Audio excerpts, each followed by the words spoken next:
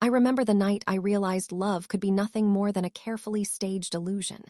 It was raining, the kind of relentless storm that soaked through your skin no matter how fast you ran, and my husband, Daniel, didn't come home. I stayed awake in bed, my fingers tracing the cool sheet where his body should have been. By dawn, his excuse arrived in the form of a vague text: "Working late. Don't wait up." But I wasn't naive. I could smell the lies behind the words. The late nights, the sudden business trips, the cold way he looked at me as if I were no longer worth his time. And then there was Chloe, my best friend since childhood, beautiful, flamboyant, the kind of woman who walked into a room and made heads turn. Where I was quiet, she was loud. Where I was steady, she was reckless. And Daniel, my husband of 7 years, was growing hungrier for her sparkle with every passing day. It wasn't one moment that broke me, but a collection of tiny betrayals. The way Chloe touched his arm when she laughed. The way Daniel's eyes lingered on her, even when I sat right beside him. The way their voices dipped to whispers whenever I walked into the room. I tried to convince myself I was imagining it, that my mind was painting shadows where none existed.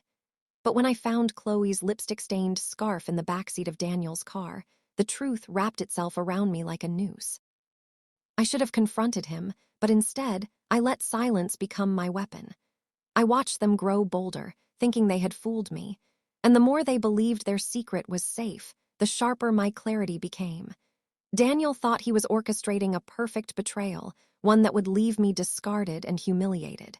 What he didn't know was that I carried a secret of my own. But I'll get to that later. The night he told me he wanted a divorce, Chloe was already waiting outside in her flashy red convertible. He sat across from me at our dining table, the same table where we had shared birthdays, anniversaries, and quiet breakfasts. His tone was businesslike, cold, as if I were nothing more than a contract he was eager to dissolve. "I've fallen out of love, Claire," he said, his eyes darting away from mine. "Chloe understands me in a way you never did. She makes me feel alive." Alive, the word tasted bitter. He spoke it as if I had been the one to drain the color from his world. I didn't argue, didn't cry. Instead, I nodded, almost serene. That unsettled him. He expected anger, begging, a scene he could use to justify his betrayal. But I gave him nothing. He left that night with 2 suitcases and a promise that he would make sure I was taken care of. I almost laughed at that. He thought he was leaving me with scraps, but he had no idea the ground beneath him was already shifting. Because while Daniel was blinded by Chloe's glittering exterior, he never once bothered to ask about the trust fund my late grandfather had left me. He never wondered why I never worried about money, why I never flinched when he spent recklessly, why I let him believe he was the provider. The truth was simple. I didn't just have money.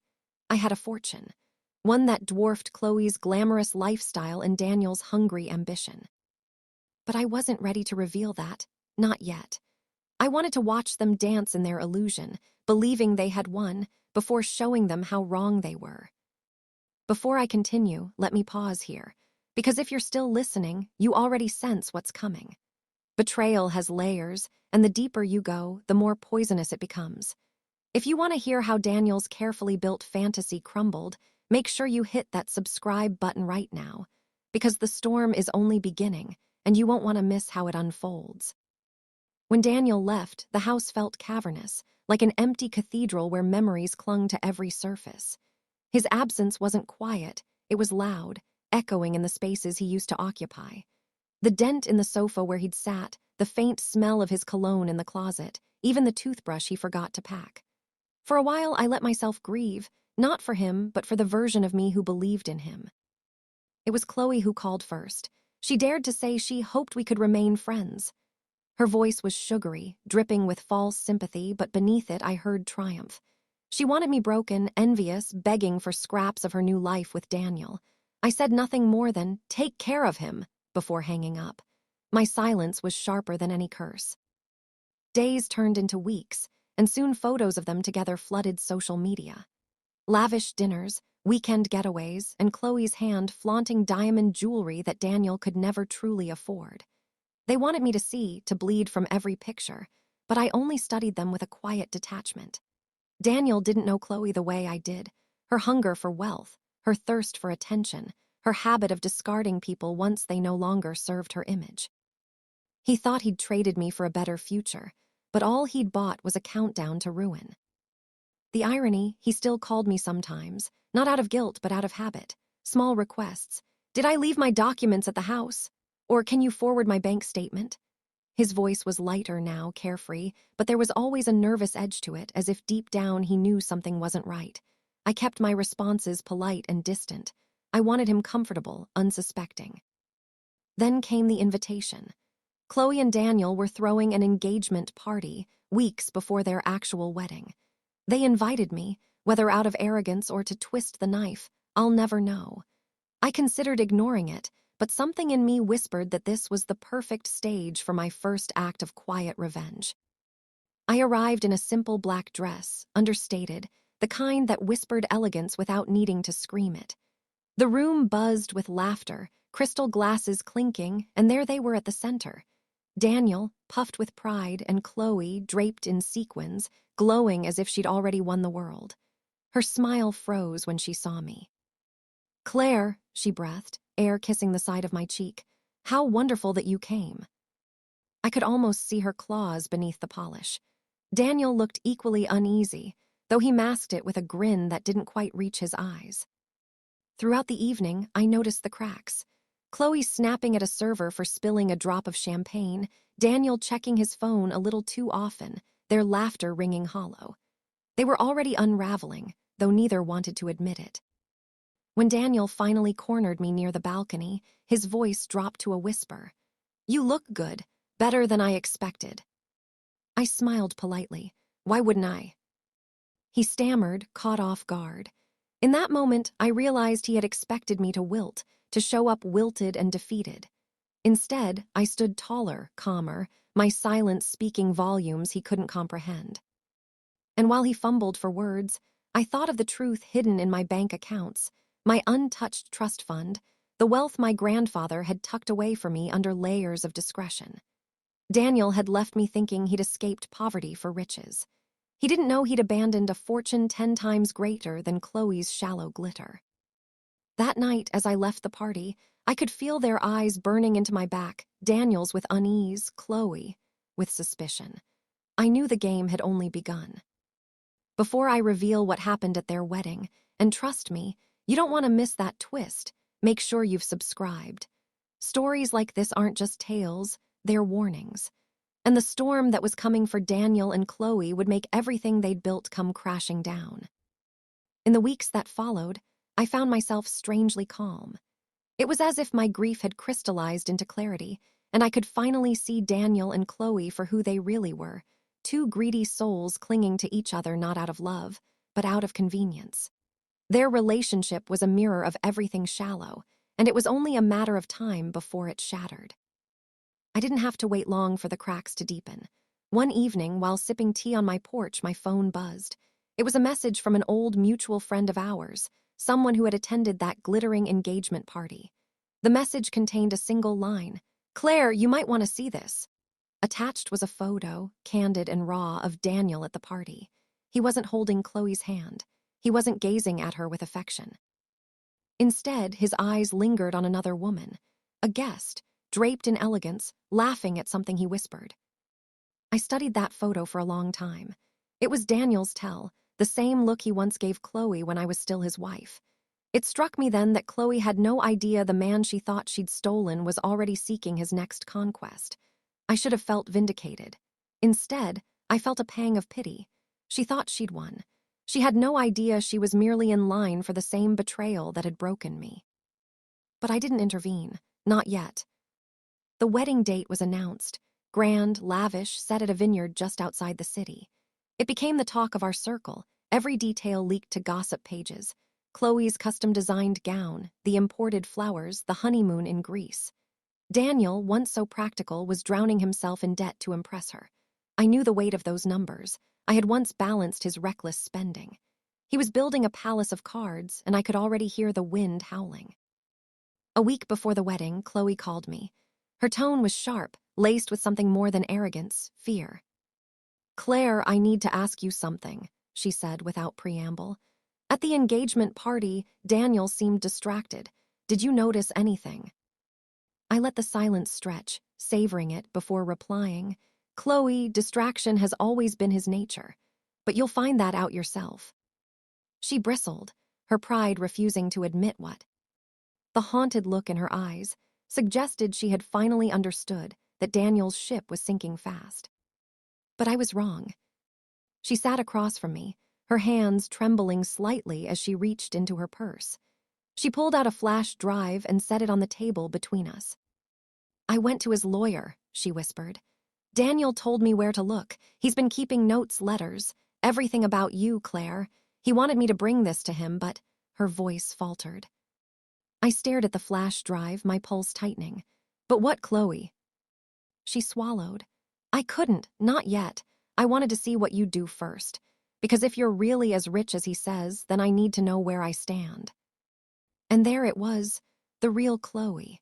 Not the friend I once trusted, not the woman who laughed with me on late nights, but the opportunist who had always measured people by what they could give her. I leaned forward, lowering my voice. "Do you even hear yourself? You want to trade me against him as though my life is a bargaining chip." Her eyes hardened. "No, Claire, I want to survive. You don't know what Daniel is like when he's cornered. He'll burn everything down before he lets you win. He swore he'd destroy you." For a moment, silence stretched between us. And then I realized the truth.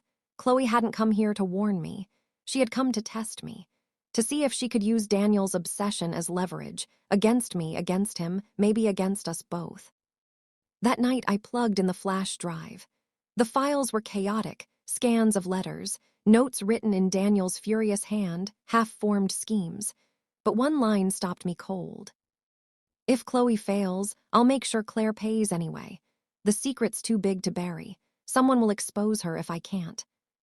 I sat back in my chair, the room suddenly too small. This wasn't desperation, it was obsession. Daniel wasn't just after my money. He wanted to ruin me, to tear apart the quiet life I had built. And Chloe, she was the perfect pawn. The next morning, I called the attorney again. "I want surveillance," I said firmly. "Every communication from Daniel, every move Chloe makes. I want a record of it all." He hesitated. "Are you sure? This could get messy. You're dragging yourself deeper into their chaos." I exhaled slowly. "They've already dragged me in. I won't wait to be ambushed." That night my phone rang. Chloe. Her voice was frantic. "He's getting out, Claire. Not fully, but his lawyer's working on a temporary release hearing. If he gets even a day outside, he'll come straight for you." I closed my eyes, steadying myself. "And you, where do you stand?" Silence, a long, heavy silence. Then, "I don't know." She hung up. And that's when the real fear set in. Because Chloe didn't need to know where she stood. She just needed to keep both sides believing she was useful. To Daniel, she was his spy. To me, she was my reluctant informant. But to herself, she was simply playing both ends until she could grab whatever prize fell in her lap first. And in that moment, I realized Chloe wasn't the pawn, she was the second player. I had been preparing myself to fight Daniel's schemes, but the more dangerous enemy might already be sitting across my table, smiling faintly as she poured herself a glass of wine. Before I tell you what Chloe did next, the move that nearly shattered everything I thought I had secured, take a second to hit that like button and subscribe if you haven't already. Because trust me, the deepest betrayal hasn't even surfaced yet. The morning Chloe struck was the morning I realized that sometimes the closest people can become your most dangerous enemies. I had barely finished my coffee when the doorbell rang. Not a knock, a bell, urgent, precise, deliberate. I knew immediately it wasn't just a casual visit. Opening the door, I found her standing there, calm, almost casual, holding a sealed envelope. Her eyes met mine with an intensity I hadn't seen before, the kind that promised storms hidden behind polite words. "I think it's time we talk," she said softly, but there was steel underneath. I stepped aside. "Come in," I said, already guessing this wasn't a friendly chat. She entered and sat at the edge of the sofa, the envelope balanced delicately in her hands. "Before you say anything, Claire, I didn't come here to be your friend, or to warn you about Daniel. I came here to make sure we both survive. I raised an eyebrow. We. Survival isn't a team sport when it comes to your husband's schemes. Either you're helping me or you're helping him. Chloe smiled thinly, not unkindly. You underestimate me. I don't want to help either of you. I want leverage. And right now this, she tapped the envelope, gives me leverage over both of you. I knew I had to remain calm. The slightest misstep, the tiniest flash of anger, would give her exactly what she wanted. What's inside? I asked cautiously. Proof, she said, voice barely above a whisper. Proof of your fortune, yes, but also proof of Daniel's ongoing schemes, plans he made from behind bars. If this goes public, it destroys him. But if I hand it to him first, he thinks I'm on his side, and he'll use me to trap you. My heart skipped. She had flipped the game entirely. She wasn't a pawn, she was a player, and she had both of us in her sights. I leaned back, pretending calm. And you expect me to, what, trust you? Her laugh was soft, almost musical, but with an edge sharp enough to cut. Trust? No, Claire. I expect you to be smart enough to see the benefit in cooperating temporarily. We both get what we want if we play this right. But one wrong move, and I have enough to ruin either of you. The clock ticked between us, each second loaded with unspoken threats and possibilities. I realized then that the real battle wasn't about money, it was about control. About who could manipulate the other, who could survive the maze of deception and obsession. I nodded slowly. Fine, temporarily, I said, each word deliberate. But one wrong move from you, Chloe, and I'll make sure Daniel sees everything he thinks he's hiding. Do you understand? Her eyes glinted, sharp and calculating. Crystal clear. We spent the rest of the afternoon planning, a strange partnership forged not from friendship, but necessity. Chloe became my reluctant spy, monitoring Daniel's communications, feeding me intel, but always with one eye on her advantage. And yet, even as I worked with her, I couldn't shake the feeling that the next betrayal wouldn't come from Daniel. It would come from the woman sitting across from me, smiling faintly as she pretended to align herself with my survival. That night, as I reviewed the data she had gathered, my phone buzzed. A single text. Tomorrow, noon, Daniel's lawyer. Everything you thought was safe will be tested. Are you ready? I stared at it, knowing that Chloe had just set the stage for a showdown I couldn't avoid. Daniel would be there, fueled by rage and desperation. Chloe would be there, probably scheming her next move. And I would have to face both, armed with nothing but my intelligence and the quiet fury I had been cultivating for years. Before we move to the moment when all three of us collide, the confrontation that decides who walks away and who falls, make sure you hit that like button and subscribe. You don't want to miss this, because what happens next will leave you questioning trust, loyalty, and just how far someone will go for revenge. No amount of preparation could have truly braced me for what happened that afternoon. I arrived at the law office early, the flash drive securely hidden in my bag, Chloe perched beside me like an uneasy shadow. We walked in together, though every instinct screamed that she might betray me the moment I turned my back. Daniel was already there, packing like a caged lion. His suit was immaculate, his eyes sharp and predatory. He didn't glance at me first. His attention was on Chloe, a mixture of trust and suspicion that made the air between us almost tangible. The lawyer's office was suffocatingly formal. Papers neatly stacked on the table, the hum of the air conditioning, the faint tick of the wall clock, all of it underscored the tension. Daniel finally turned toward me. "Claire," he said smoothly, but his voice carried a threat that made my pulse quicken. "I see you brought her along, still trying to manipulate both sides, I suppose." I held my ground, not letting him see the storm behind my calm exterior. "I'm not here to manipulate. I'm here to finish what you started." Chloe shifted, and I caught a glint in her eyes, a flicker of strategy, maybe even fear. Daniel noticed it too, and his gaze hardened. The lawyer cleared his throat. "We're here regarding the estate and related financial matters. Both parties are aware that there are significant sums and contracts involved. I suggest we proceed carefully." Daniel smirked, looking at Chloe. "Hand her over the documents, just like you promised. Let's see where her loyalties lie. That was the first mistake he made. Chloe placed the envelope on the table, slowly, deliberately. "It's all here," she said softly. "Daniel, every note, every plan, everything you thought hidden.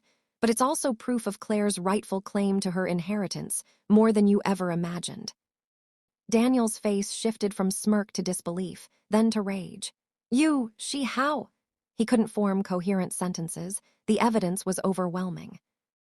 I leaned forward, voice steady, calm. 10 times more than you ever thought, Daniel. Every penny, all legitimate. And now it's protected because Chloe ensured I had the upper hand. You underestimated me, and you underestimated her. But most of all, you underestimated patience. Chloe's lips curved into a subtle smile, one that made me realize she wasn't just helping me. She had played her hand perfectly, keeping both of us off balance until the final reveal. Daniel lunged forward, but the laws. I felt a calm I had never known during the years of manipulation and betrayal. Daniel was packing near the window, the skyline behind him framing his frustration like a silent, mocking witness. He turned as I entered, a forced smile flickering across his face. "Claire," he began, voice tight, controlled. I wasn't expecting." "You weren't expecting me at all," I interrupted, letting my calm precision cut through the tension in the room. "But here I am, and I believe it's time for you to understand just how complete your miscalculations were." His brow furrowed, confusion evident, but pride still tried to mask it. "What are you talking about?" I handed him a thick folder, the same meticulous collection Chloe had helped me prepare. "Every account, every investment, every hidden asset you ever assumed I wouldn't touch. It's all here, and it's all mine. The fortune you ignored, the leverage you underestimated, it's gone." For a moment, he said nothing, just stared. Then anger and disbelief wove together in a dangerous cocktail. This isn't possible, you can't." "I already did," I said softly, almost a whisper, letting the words hang in the air. "And the irony? You thought leaving me for Chloe's glamour would give you freedom. It only sealed your fate. I never needed revenge. I only needed patience and strategy. That's far more lethal." Daniel's hands trembled slightly as he tried to grasp reality, trying to locate some loophole, some chance to reclaim what he had assumed was inevitable. But the truth was clear, inescapable. Every decision he had been a step toward his own undoing. And for the first time in years, he realized that he had never truly controlled anything. Not me, not Chloe, not even his own destiny. I left him standing there, his pride shattered, his schemes rendered irrelevant. There was no yelling, no confrontation, no spectacle, just the quiet, undeniable reality that patience, intelligence, and calm perseverance could triumph over even the most cunning betrayal. As I stepped into the sunlight outside the building, the city felt alive with opportunity, every possibility open and unshackled. This wasn't just a story about money or revenge. It was a story about understanding human nature, about enduring betrayal without losing yourself, about knowing that real power is not in brute force, but in strategic patience, and knowing exactly when to strike. And for anyone watching who has felt powerless, overlooked, or deceived, you can reclaim your life, quietly and decisively, just like I did. If this story gripped you, if the suspense kept you on edge, hit that like button, comment your thoughts below, and most importantly, subscribe. There are countless stories of betrayal, secrets, and ultimate triumph waiting to be told, and trust me, you don't want to miss the next one. Your patience will be rewarded, and the twists will keep you on the edge of your seat. Weeks melted into months, and life unfolded in ways Daniel could never have imagined.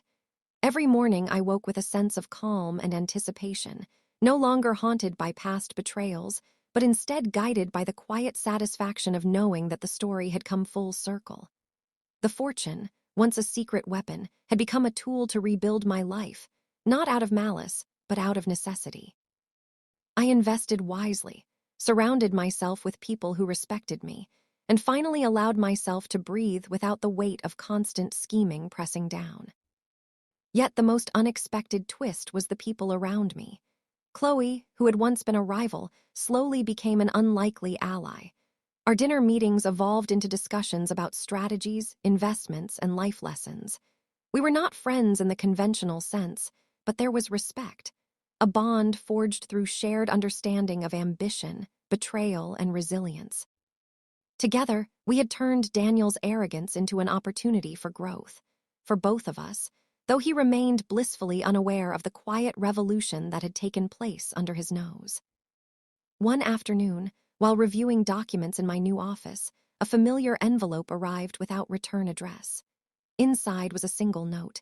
"You were always stronger than I thought. D." For a fleeting moment, a shiver ran down my spine. Daniel's voice had always carried authority, manipulation, and charm, but now it was diminished to a ghost of recognition, a belated acknowledgement of the force he had underestimated.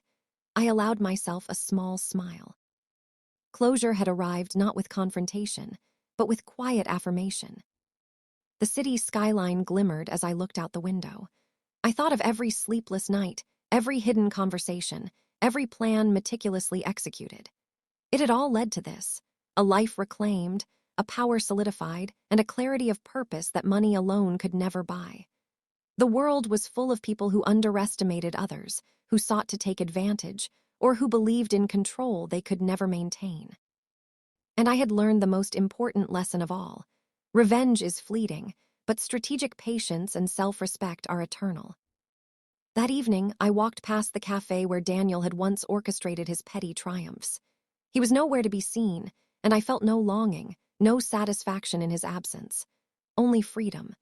Only the knowledge that I had become the person he never saw coming, intelligent, composed, unstoppable. Every whispered rumor, every careless misstep on his part, had been an opportunity to act without haste, and I had taken every one.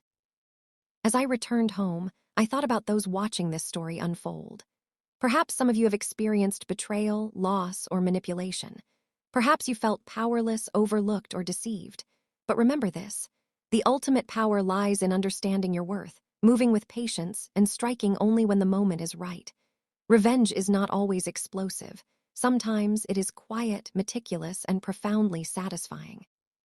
And sometimes, it's simply the art of reclaiming your life in ways no one can anticipate. If you felt every emotion in this story, if the suspense had you holding your breath, make sure to hit the like button, share your thoughts in the comments, and subscribe for more stories that reveal the hidden power within betrayal, secrets, and ultimate triumph. Every story I share is crafted to grip your heart, twist your mind, and leave you wanting more. Trust me, the next tale of suspense, intrigue, and ultimate justice is just around the corner, and you won't want to miss a single moment. Remember, life will test you, betray you, and challenge you, but how you respond will define your story. And your story, like mine, can be extraordinary.